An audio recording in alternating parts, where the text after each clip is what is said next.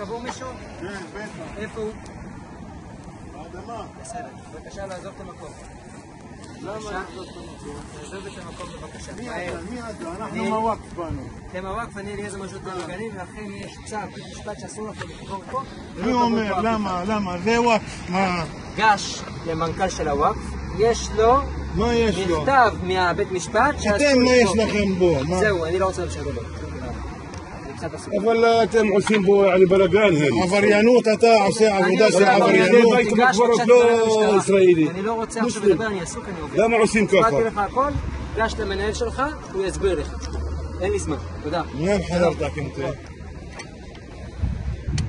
منين حضرتك؟ הסברתי לך, נגמר. הוא איתי, נגמר. הסברתי לך פעם אחת. אתה יכול לעזוב עכשיו, אני גם לא עוזב וגם לא מוכן עכשיו לדבר איתך כי אני עסוק. אני אשים אותך למטה, מה אתה אומר? סליחה אדוני? מה אתה אומר? אדוני,